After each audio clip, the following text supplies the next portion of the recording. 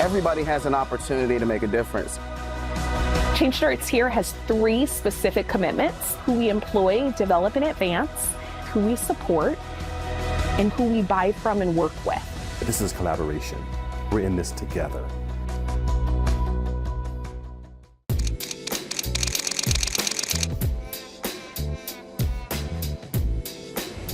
Hello and welcome to the latest edition of Beyond the Hype for Black Enterprise. I'm Alfred Edmonds Jr., Senior Vice President and Executive Editor at Large for Black Enterprise. And this edition of Beyond the Hype is brought to you by Hyatt. Listen, we are here in the season of giving. We also are always talking about ways we can leverage our wealth for the betterment of our community, for the betterment of the institutions that we support. And it really is philanthropy is a key aspect of wealth building. Now, it has been shown by study after study after study that African Americans actually give more per capita than most other groups in this country. So we do have a giving spirit, and obviously we're in the season of giving. But I have a very special guest for this Beyond the Hype discussion, and he is the founder of Givelify. Now, you'll learn more about that Fintech app. It's an application that you can get on your mobile device that really enables, empowers, and energizes your capacity for charitable giving, whether you're talking about the faith-based organizations or to nonprofits. Please welcome to the show, Wale Mafolasire of Givelify. Hi, Alfred. It's a pleasure being here this morning. Thank you very much for having me and give me an opportunity to talk about my favorite topic. Yep.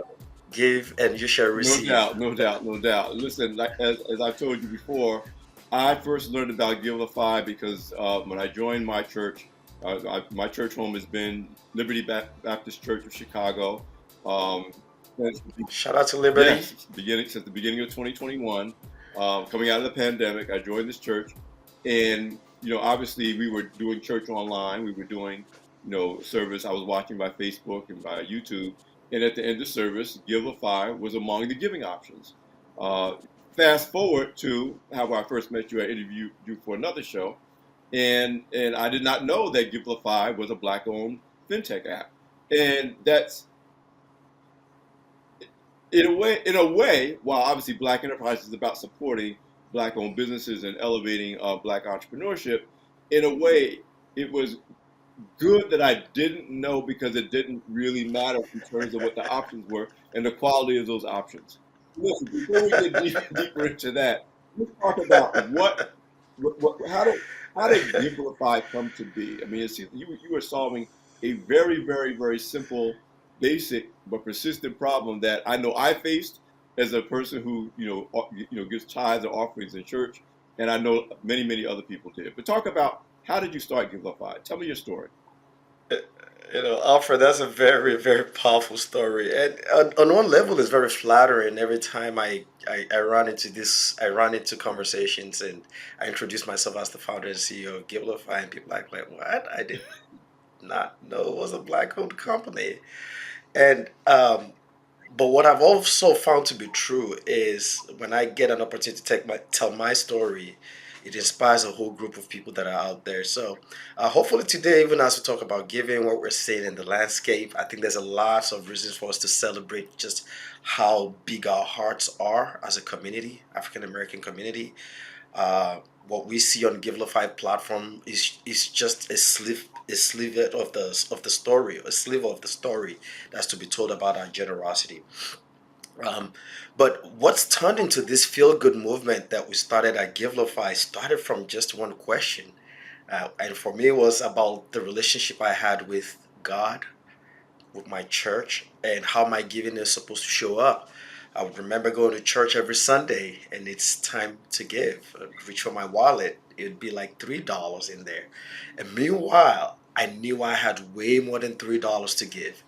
So I put the $3 in the plate with the promise to myself that the following week I would come prepared to give at the amount that my heart desired to give. And as you can imagine, maybe you could relate to the story. I can.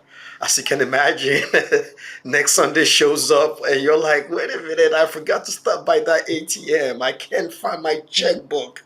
It's time to give again. And you know what, God, if you let me get it through this Sunday and this week, I promise this would not happen the following Sunday. And it just goes on and on and on. Um, and I remember for me that aha moment in one of those Sundays, a pastor just asked us to read the Bible, and I had opened the Bible app on my phone, tapped it, read the scripture, and now it's time to give. And I'm going through my usual dance move, Right. right? Uh, right. And in that moment, I remember thinking, like, hey, look, if that phone was good enough to be my Bible, perhaps it could help me out in situations when I want to give and I don't have the cash. I can't find my checkbook, but I do have a credit card. Let's make it happen. And literally, that's how the idea sparked. And people were like, I get when I go talk to entrepreneurs, they're like, hey, look, Wale, how did you get successful like this? And for me, I was like, the plan was not to be successful. The plan was just I need a way to give. And it's very interesting when scripture says, like, when you give freely and joyfully, it comes back to you full measure pressed down. I couldn't find any more powerful testimony than this. Like your dedication to figure out how to give turns into this multi-million dollar company. And I got to tell you, as a man of faith, raised in the church, grandson of a minister, um, someone who really takes my faith seriously, and even more seriously coming out of the pandemic, I think the capacity and the need and the willingness to give deepened for many of us during the pandemic, at a time when we felt so hopeless and in many ways so helpless and isolated.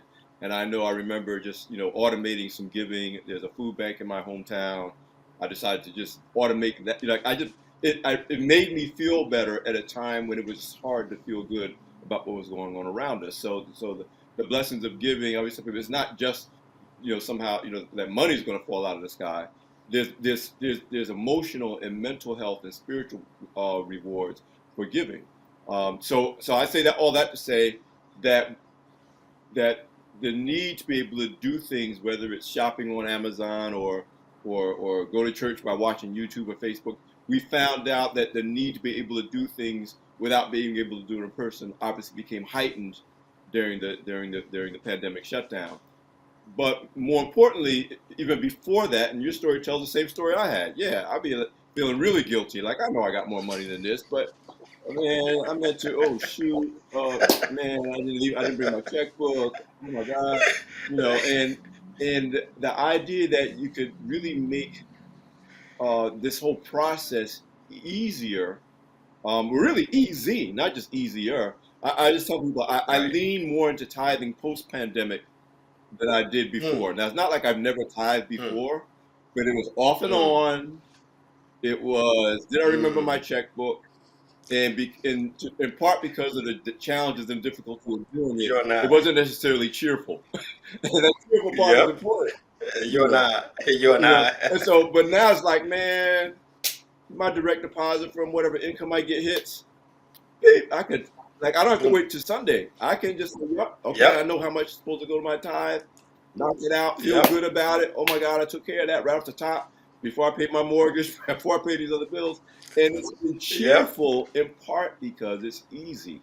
It Mm. removes the kind of the natural barriers that can make it uncomfortable, easy for you to kind of put it off. Like you say, you don't mean not to be ready the next Sunday, but when you delay Yep. it, too much delay becomes denial. And Yep. so I Exactly. really, really appreciate that element of it.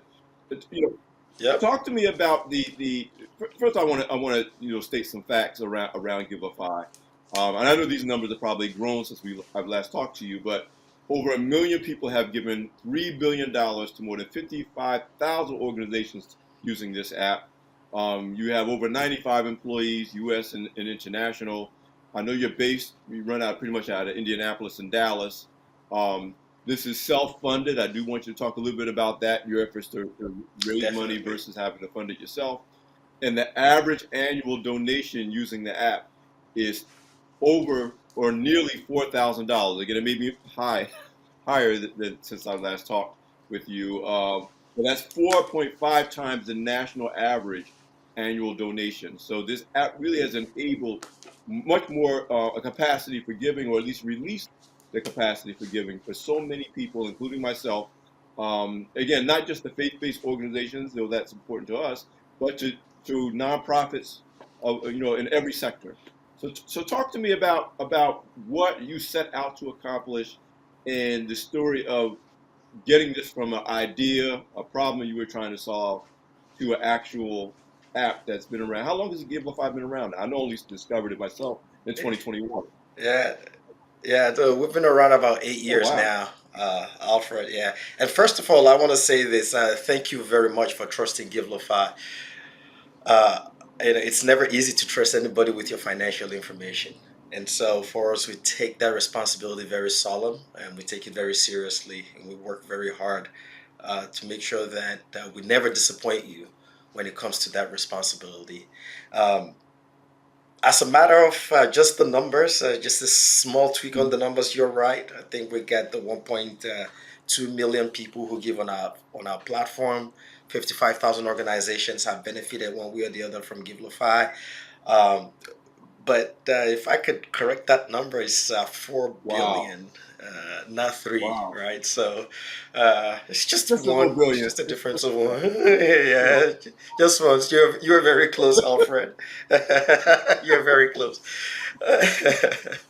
But so it's interesting. It's a lot of scientific studies that talk about the same hormones that are released in the brain when you eat and they say when you have sex are triggered when you give, right? And so there's a very, very good personal reasons for us to want to do that because it's good for us.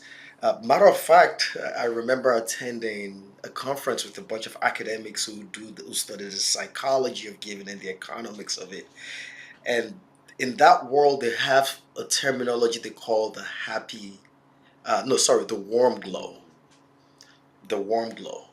And the warm glow actually has a mathematical formula to it. I've seen that formula, and they try to calculate how much warm glow you feel based on the level of giving of yourself, either your time, your money, or whatever help that you offer or impact that you're trying to make in the world. So there's lots of scientific, academically sound backed data, right, that suggests that this is healthy for us. But now, if you now take it back to just our own faith in general, I talked about my experience at the church, which is okay, I'm trying to give, I can't do that. But I would also experience the same thing. I remember one of my friends invited me to a gala, a fundraising gala. And Alfred, as somebody who supports the theater, you might think about how you all raise money for the theater, right? Sometimes you put on these very elegant galas. It's the same thing. I'm there, I'm moved, I'm inspired, I want to give. I fill out a pledge card and I ask them to follow up with me because I promise you I want to give to you. Here's my contact information, right? And just contact me. And 4 weeks later, I still haven't heard from the organization. All right. And so in that moment, I'm thinking, like, okay, all right, I missed another opportunity to support something big. I miss it at church. I miss it here. My alumni association calls me, hey, Wale, would you like to support us? Sure, absolutely, I'd love to. Well, we're going to send you a link to a website, da da da. I get to the website, I got to start creating this username and password. I don't remember my password. I don't feel like dealing with it. I'll do it later. And guess what happens every time it's time to give and I say I'll do it later? Alfred, I know there are people who are way better than me out well, there. But for me, I'll do it later no, means it's the same. It's the you, same principle when you're selling. We all know that when you're selling, whether it's clothes or concert tickets, the key to conversion is getting people at the moment that they want to buy. Like the more steps you got to take mm, before you finally give up your credit card information, whatever you got to do, the less likely you're going to right. complete the sale. So it's the same thing. Yep. I'm with you, right? I told you I'm a supporter, I'm a patron of the Harold Washington Cultural Center, which is a nonprofit, black-owned nonprofit theater in Chicago. Yes, you'll be at a play and you'll be like, Hercules, Hercules, this is a great play. Where can I donate? Oh, I got to fill out a card. I got to drop an envelope. You're going to get back to me later. It's Right. not that you're giving, your capacity to give doesn't diminish, but life is now getting in the way. You're not thinking about it. Exactly. you may end up ultimately giving, but it's not as efficient. And I'm thinking of my alumni association. We have an annual Hall of Fame dinner, and it doesn't mean I would be less supportive of that Hall of Fame dinner. But again, when the spirit of giving hits me, I don't necessarily need to get one of my tuxedos out, buy a ticket, drive down to the event. When I Right. I really Right. want to bypass that and just give some money. It just keep Yep. it moving. And so Yep. it's the same principle as sales today. That your capacity to Yep. immediately act upon the impulse is a very big key to conversion, whether you're giving or buying. That transaction Yep. matters. Yep. No, I couldn't agree anymore, Alfred. And you stated that problem eloquently. It looks like you've dealt with it on the same level that I have. And so for us, when we started thinking about how to solve this problem, a lot of those use cases came up in our mind. And being a fintech app, right? One of the things we wanted to do is look, how do we make this so seamless, so simple that you would not even know you've done it, right? And so if you think about your experience in all the different places you give, I often liken it to, but imagine being when you give digitally. So imagine every time, I know you got to be in Chicago, you're going to be in New York, you probably travel somewhere else. Imagine every time you arrived in a new city, Alfred, um, you had to create a new username and password to use your Uber app, right? And literally, that's how it is for giving. Every new organization you got to give, it's a new username and a new passport, and all you came to do was give. And so for us, we're trying to figure out, okay, how do we make it that kind of experience? So we challenged ourselves, right? We're going to reduce the entire giving process to what we observed in the church. All right. In the church, it's a three-step process. You reach out for your purse or your wallet, right? You put the money in an envelope, and then you put the envelope in the receptacle. If you use a plate, a receptacle, three-step process. And for us, it was very, very important that we reduced that giving experience to a three-tap experience on the phone. Literally three taps. And that's the mission that we set to accomplish, much harder to accomplish. It took a lot of, I tell people this, we went through over 60 or 70 different designs to nail down the perfect three taps that you can complete your given in. And it took us borrowing concepts from places like Google. People are like, Wally, why doesn't the Givelify app, can it do X, can it do Y, can it do Z? And we had to tap into the concepts of psychology of focus. I tell people this: if you look at Google today, on the search page is nothing but a white page and a search bar. Now, don't get me wrong, there's a lot of great engineering behind the scenes making things happen. But there's something about distraction that says, look, you're here to do one thing, and that one thing you're here to do is the only thing we're going to show to you. Yeah. Right? And it's the same concept we apply to Givelify. You're here to do one thing, give, give, and give. And that's it. And that simplicity, that finesse, and all the different ways that will bring the joy to life using design is what's made Givelify the most loved and trusted given app in the country today. And as a CEO, it's my joy to say that. But it's also very beautiful when you go on the App Store and you see that over 100,000 people have rated our app 4.9 out of 5, and we did not have to pay a single person to leave a review. So, but anyways, that's a little bit about the app. Alfred, you asked a lot of Yeah, but I want questions. to hit you a little bit about that. We talk about the psychology of it, and I know this because as an undergraduate, I studied psychology as a minor, and one of the things that stuck with me is this idea that we think the more choices we have, the better off we are, and maybe we are, but also the more choices you have, the less likely you're actually going to make a choice.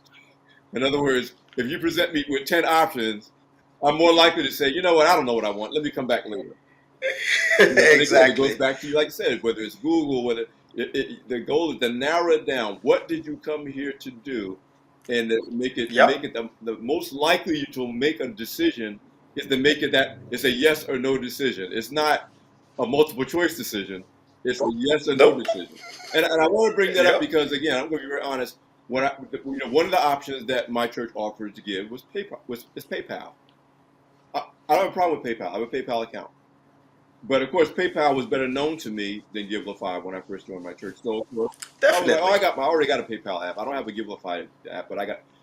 And when I switched to Givelify, not switched, but I gave Givelify as another option. One of the things I noticed is that because PayPal is not built for giving, yes, you can give. I was able to give to my church that way, but it's not built for that. So you're right. There's a whole bunch of other bells and whistles. They're trying to get me to sign up for a PayPal credit card. They're trying to get me to do a bunch of other things, some things that I actually want to do, but have nothing to do with.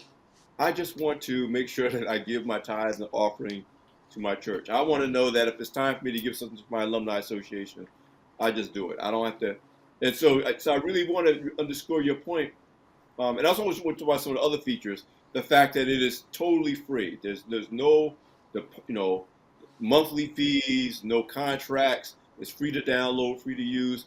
And for the charitable organization, they only pay 2.9% or 30 cents per transaction. So you're talking about low cost of acquisition for the charitable organization and or faith-based institution, and no cost on the side of the giver who really does want to know.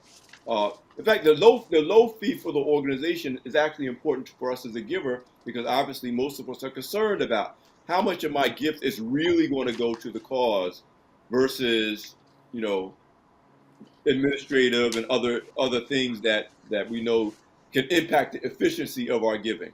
So I just think the idea that this Givelify is for this one thing, and your whole effort to simplify it to what did you come here to do?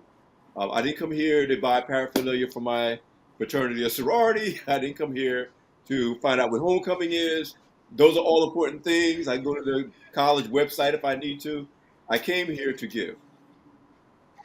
You know, Alfred, we studied a lot of organizations' websites when we were creating Givelify, and there's no doubt they do an amazing job of just getting their information there. Um, but what we do know is once you've gotten somebody to that moment of deciding they want to give, it's not the time to remind them about men's fellowship. It's not the time to remind them of anything else. The only responsibility and duty you have in that point in time is to receive. And we've made Givelify the easiest way, distraction free. Don't even include a link to the organization's website on our app because we Mm. don't want them to get curious and leave that process alone. The only buttons you see is three give buttons. Give. You're almost finished giving. Finish giving. And, and that's it.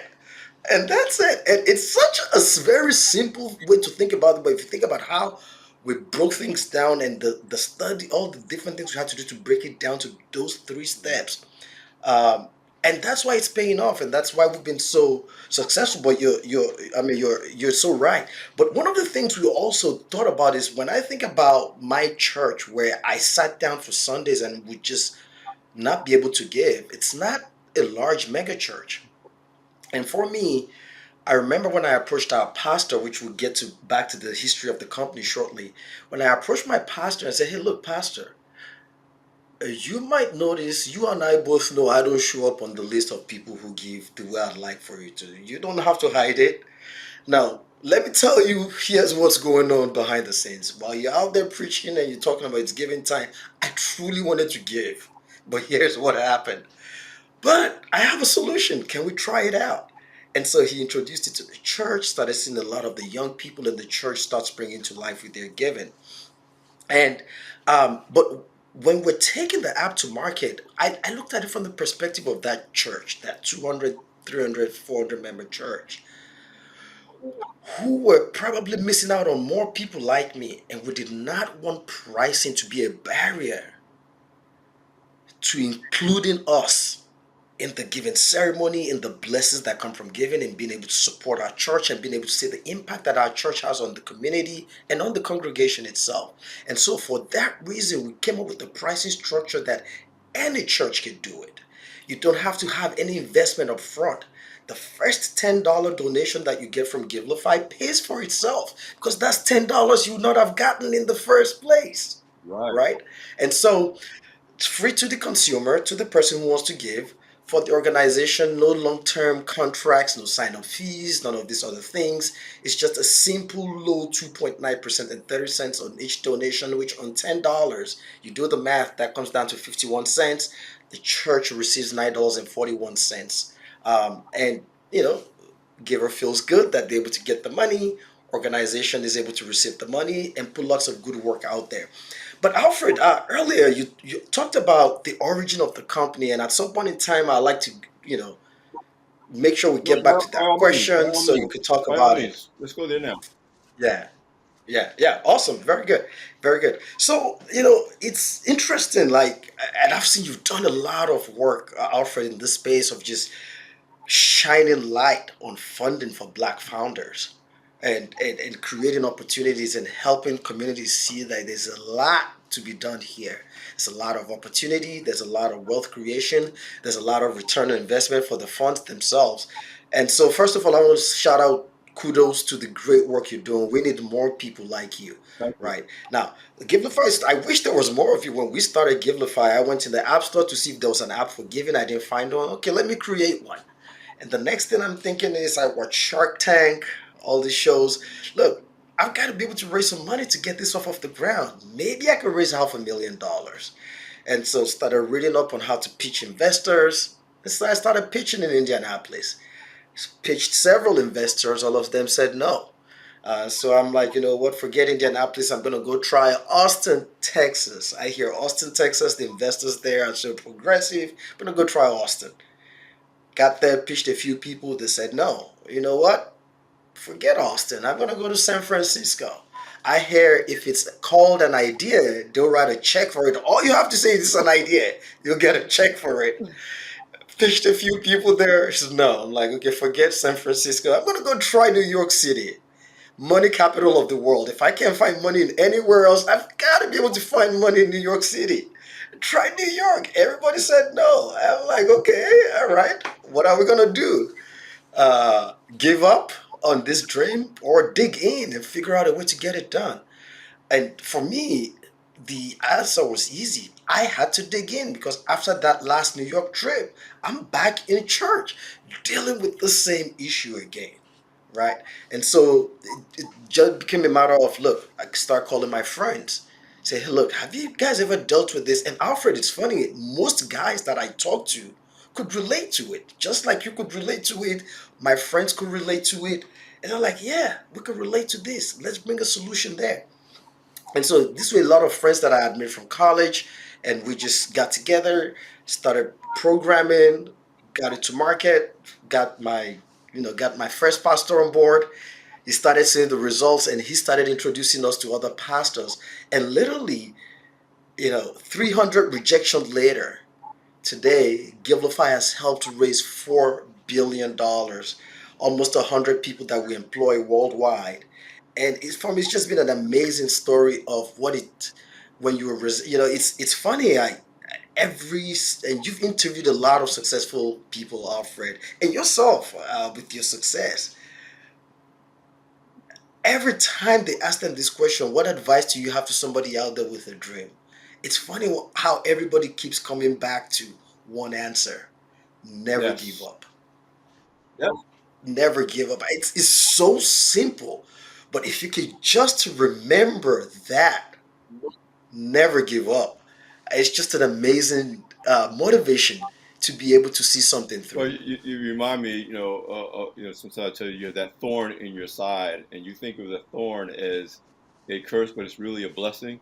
Because it keeps reminding you that there's this thing, this purpose, this dream, this goal, and sometimes you want to forget it. You want to walk away from it. You want to move on. They said no. It's just in my head. It's no. But every Sunday, you're in church, and you forgot your checkbook again.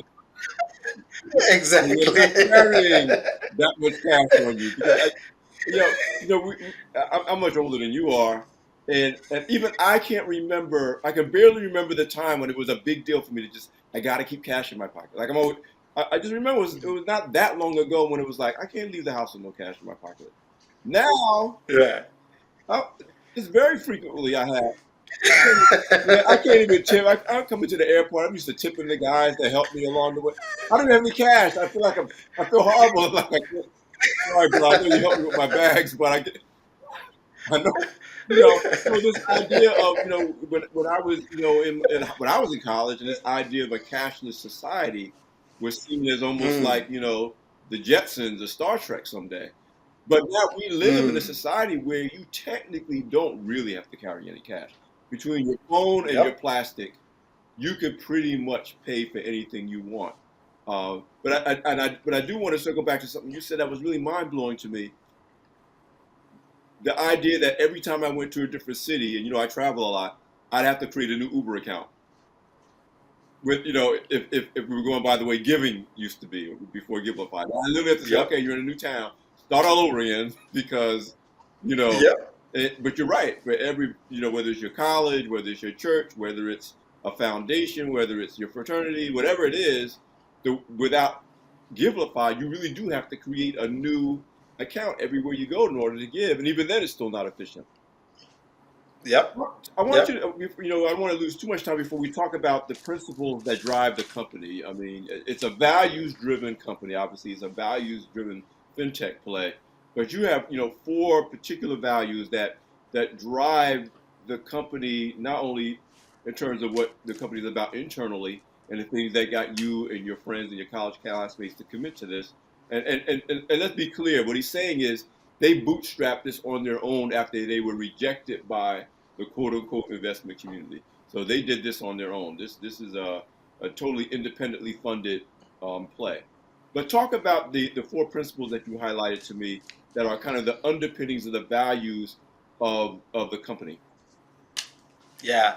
Alfred, it's and I'll talk about those values very quickly, but I wanted to just talk about the bootstrapping Yes. part uh, a little bit, because again this ties back to the work, Alfred, that you're doing, and I think we need to continue to support you, just shining light on these opportunities that are out there.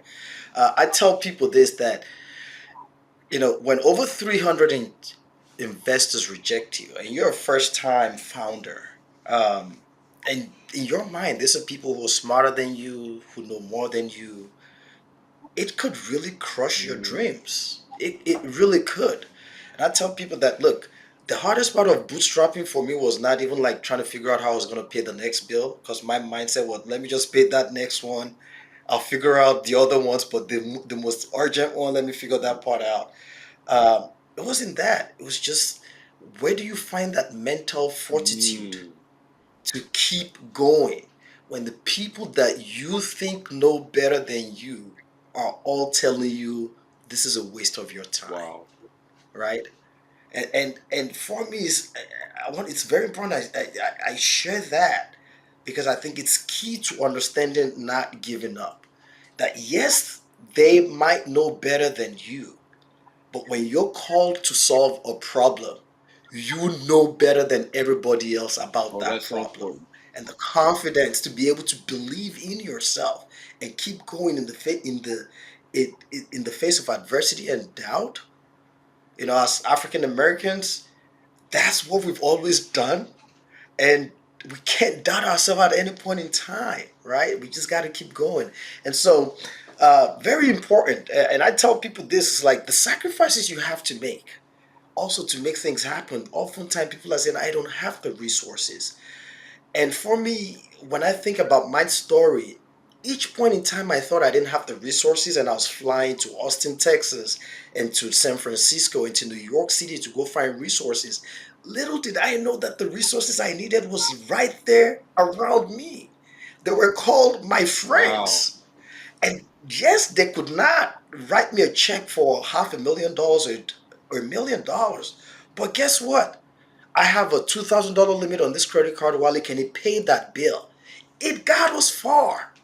It taught us to be very frugal. It taught us to be very disciplined.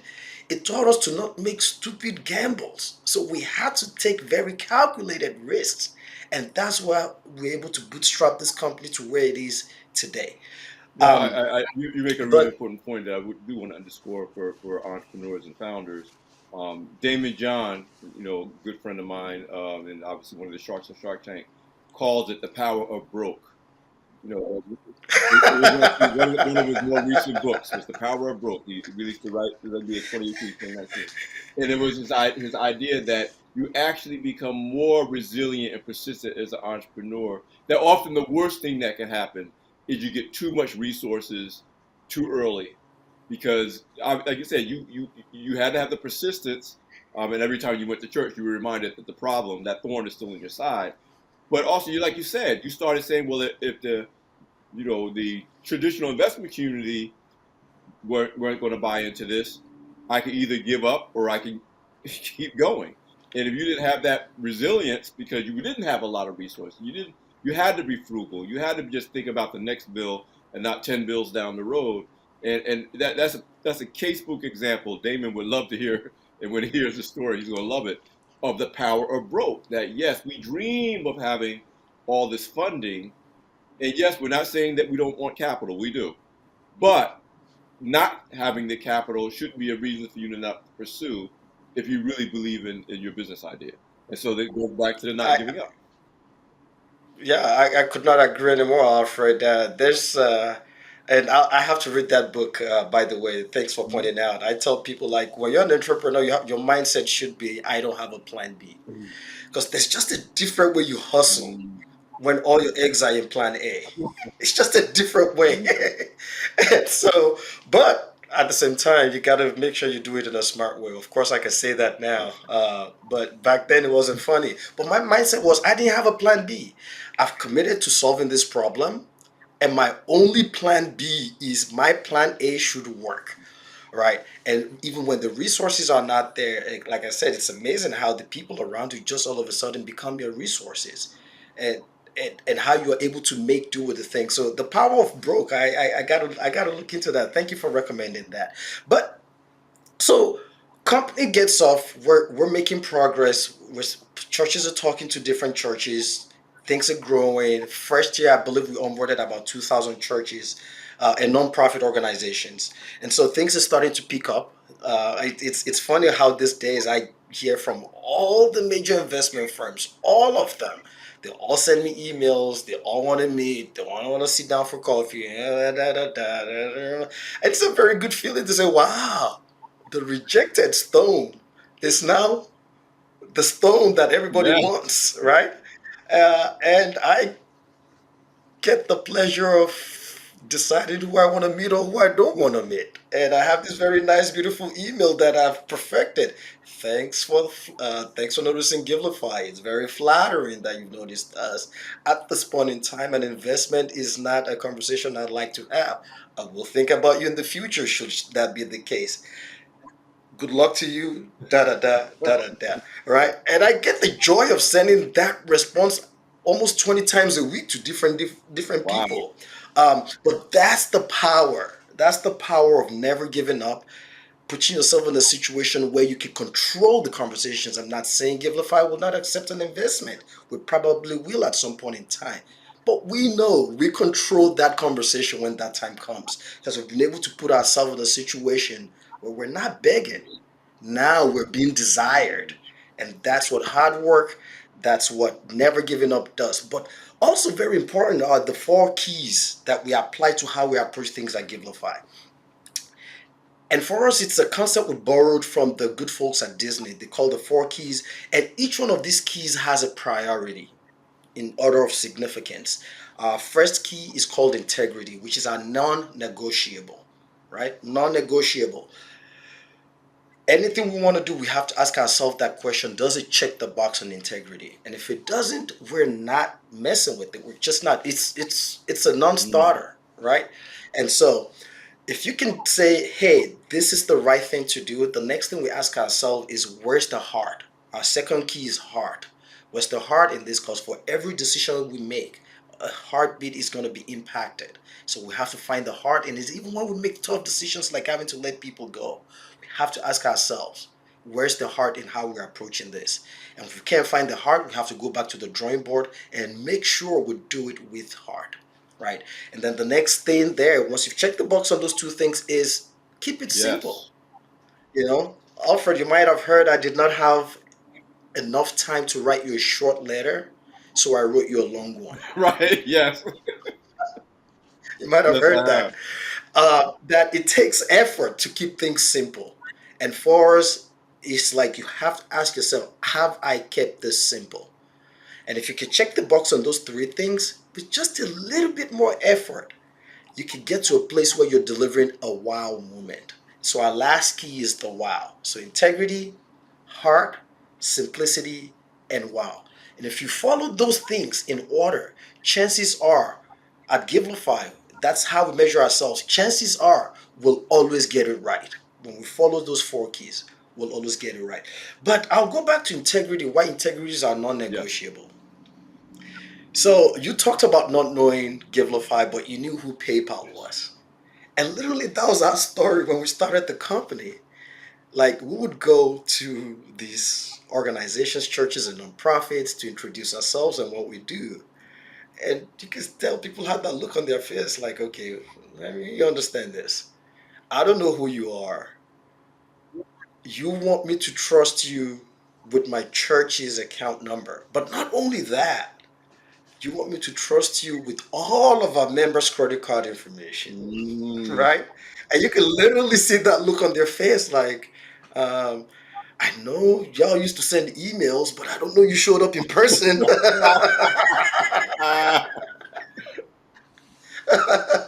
And for Because those of you in especially the you have Beyond the like, Hype audience, he's referring to his heritage as a Nigerian. So yeah, he's like, right. yeah, I know I get your emails, but no, you're being very real, though. You're being very real. Yeah. It is real. It is real. And that's something we had to Mm. overcome. And for us, the only way we could overcome that was just to make sure for each person who gave us that trust, who took that chance on us, we had to do everything to protect that trust. And that lay in integrity. And that's why, as the company grew, as we started adding more people, and as we had to codify how we operate, integrity had to be our number one priority, our non negotiable, because it's essence of who we are as You an know, all jokes organization. aside, I mean, the truth is integrity and trust is the make or break of all charitable giving. I mean, we've all Mm, heard or in some cases experienced the story of the church that misused funds. We've all heard or experienced the mhm, story of even some of the larger nonprofits, people literally going to jail because they abused funds and that having a definite negative effect on that nonprofit's reputation and people's willingness to give. In some cases, decades go by before the level of charitable fundraising capacity reaches whatever was happening before the perceived scandal or perceived broken trust. So you're right. If you're doing mm. that with literally thousands of transactions now and thousands of organizations, integrity really does have to be the non-negotiable, or this business model does not work at all. Definitely. Definitely.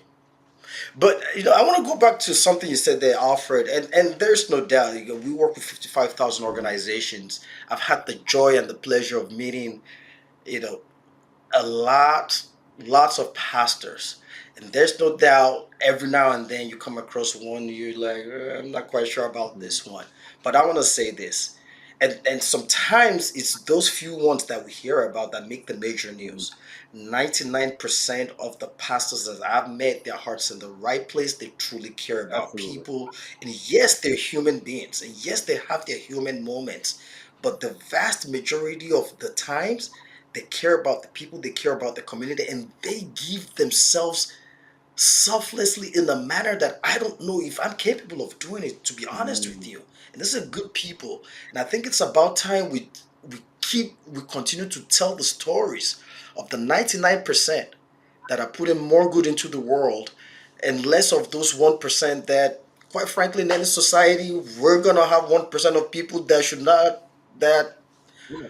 that should have their mind right and don't. And it's just what it is. But the vast majority do. And they deserve to be celebrated. And at Givelify, we have a series called the Givelify Bravo Stories of Good. And what we do is we take our camera crews and we go into these churches and we help them tell stories of the impact they're having in Oh, the wow. community, right? And share those stories with the world because it's very important. People are like churches, they don't know. Church is the bedrock of philanthropy in a lot of communities. One interesting insight that I saw the other day, um, when you think about efforts around the world to combat hunger, right? Faith-based organizations have given more money towards those efforts than the United States government. Mm, Let that sink. mm. A study came out about 4 or 5 years ago that asked churches and places of worship how their place of worship was used, right? And only 12% of the time the actual building was used for worship services. Let that sink. 88% of the time it was used for other programs in the community besides actual worship. Mm. So if you think about it, worship time might be what, 1-2 hours on a Sunday. Meanwhile, the building is open to a whole bunch of activities during the week for kids and for the community. And so when people say I'm not giving to a building, I'm like, what do you mean? That building does so much for the community. Yes. Yes. 88% of the time, that building is being used for things besides worship service. Absolutely. Absolutely. Absolutely. I mean, I'm speaking as someone who was raised in the church. So again, absolutely. You're talking about education, food, um, depending on the market, career training, Yep, clothing, college yep, scholarships, of yep. which I was a beneficiary of some scholarship money from church. I mean, but Wow. again, here's the other thing that I love about Givelify and this whole fintech thing, especially for the smaller churches. Again, if you're a mega church, often you have the administrative backbone and the data collection of a small company. But a lot of the smaller churches, they're just getting the money and giving. They're just getting the money and paying. They're just getting the money and funding the programs. Yep. So the other thing that excites me about what Givelify is doing, and I don't know what degree you're leaning into this, is the idea that there's more and more data being collected and researched. That you say you're doing stories showcasing. Here's what's happening. Don't just believe the stories of the 1% that whether through incompetence or lack of integrity misuse the funds.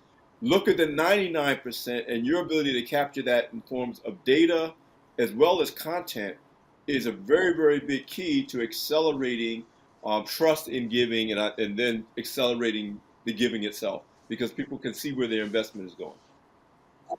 Absolutely. Absolutely. I think one of the things that we get to see at Givelify, and you talked about this earlier, was that when we look at the average consistent person who gives on Givelify, right? They give about $3,980, which, Alfred, that's almost $4,000. You were right. That's 4.5 times the national Yeah. average. And many of those people are black and brown people. And so this whole notion of philanthropy looks like one color. At Givelify, I've had the privilege of seeing what philanthropy truly looks like.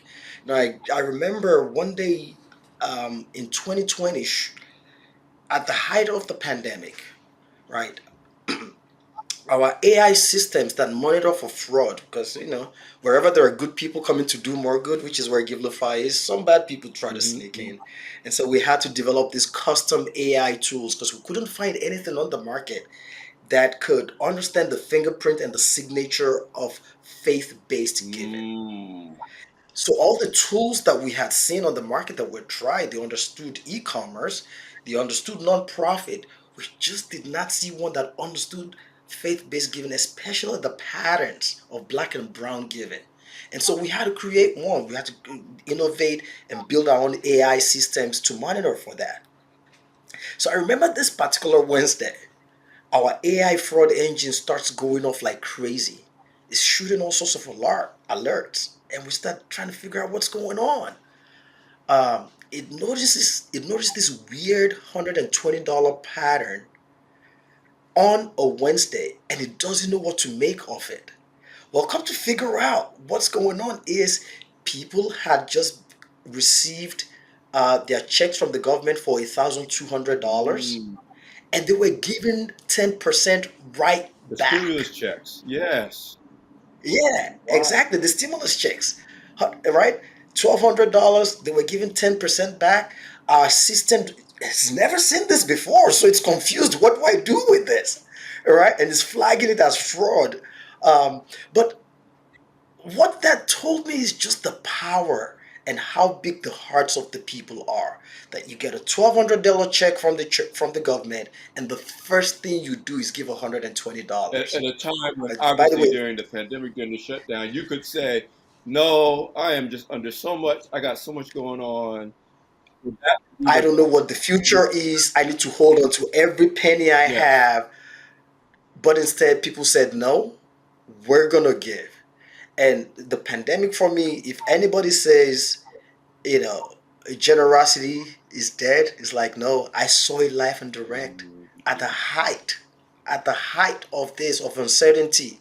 People were the most generous. And many of them that we got to see on the Givelify platform, black and brown communities. And so for me, when people say philanthropy looks like one color, I'm like, if you've seen what I've seen, $4 billion on our platform, mostly from black and brown folks, I know that philanthropy is multicolored and it's not just one color. And I see philanthropists every day, 1.2 million of them on Givelify. wow, wow, wow.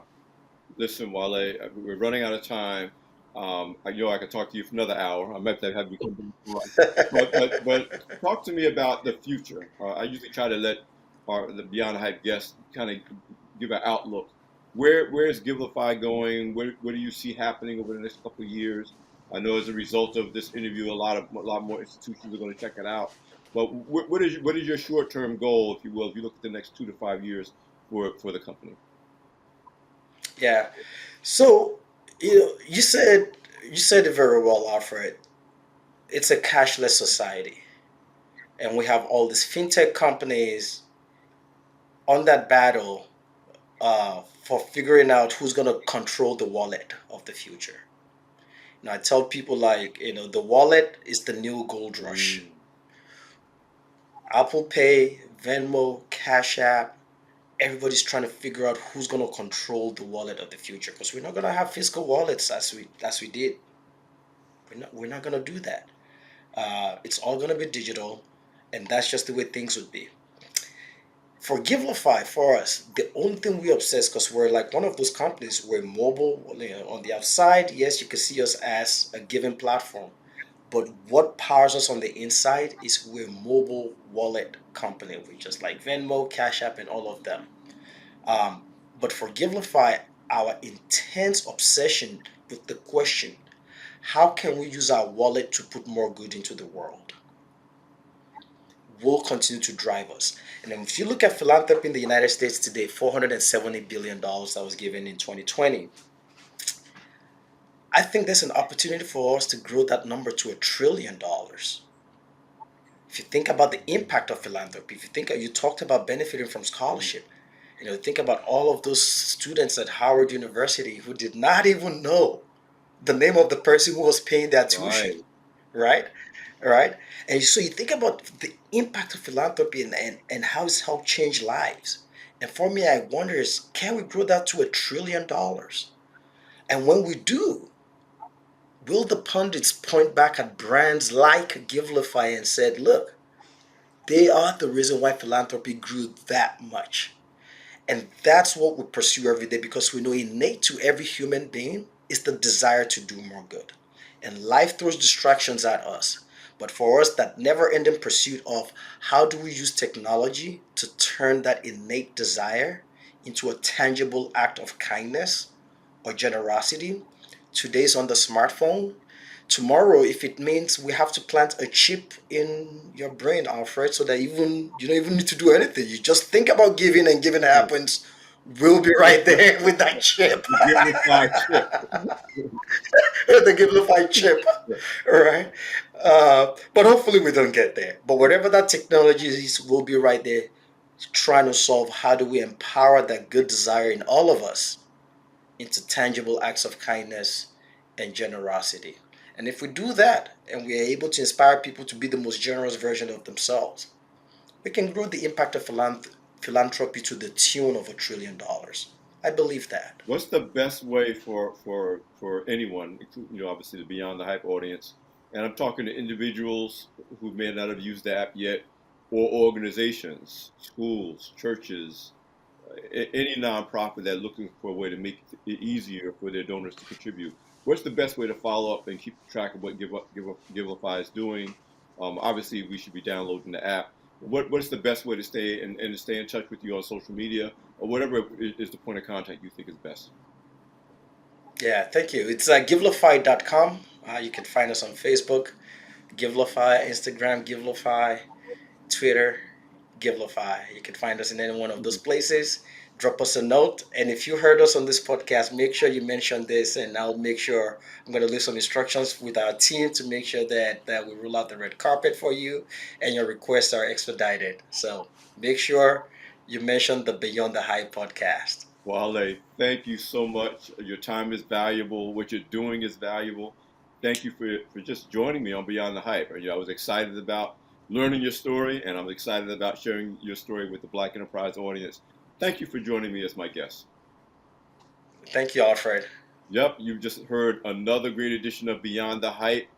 This edition was brought to you by our friends at Hyatt. I'm Alfred Edmonds Jr., Senior Vice President, Executive Editor at Large at Black Enterprise. Take care of yourself. Give. You got another great way to give. This is the season, and I'll see you next time. Take care. Bye-bye.